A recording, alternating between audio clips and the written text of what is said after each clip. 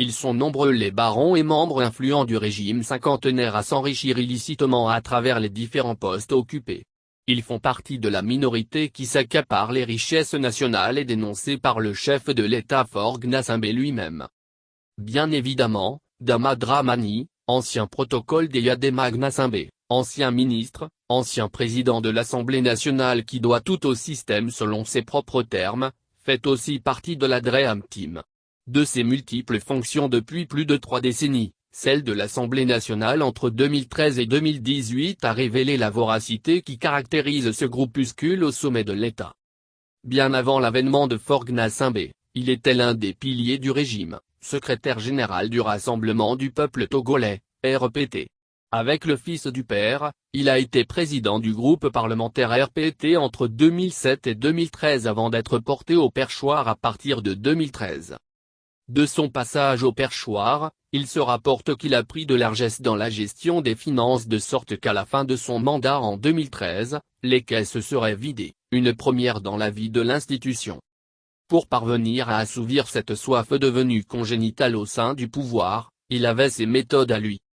En plus de cette gestion calamiteuse, selon ses détracteurs, le refus de déblocage de fonds pour une mission du groupe parlementaire UNIR à Abuja sous prétexte qu'ils sont en fin de mandat et que toutes les missions à l'étranger sont suspendues, demeure le fait majeur qui a précipité son départ de l'Assemblée nationale. De sources bien informées, la mission d'Abuja conduite par Christophe Tchao et Ibrahima Maimounatu a été finalement rendue possible par le chef de l'État qui a affrété un avion spécial pour défendre le dossier de réforme.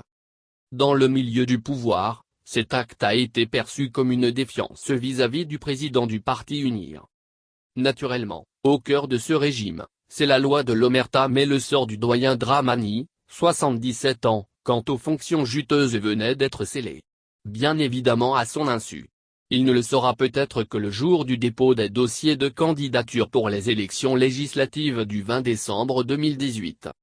Les délices d'être au perchoir sont intactes et M. Dramani voulait rempiler. Mais la consigne est donnée, son dossier ne passe pas.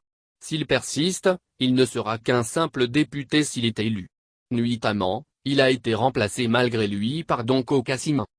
Sur demande de la rédaction, nous avons rencontré Dama Dramani pour en savoir davantage. Dans un flot attendu de plus d'une heure et demie, il s'est défendu à sa manière: je n'ai emporté aucun centime de l'Assemblée nationale. Vous pouvez vous adresser à la questure de l'Assemblée nationale et au ministère des Finances.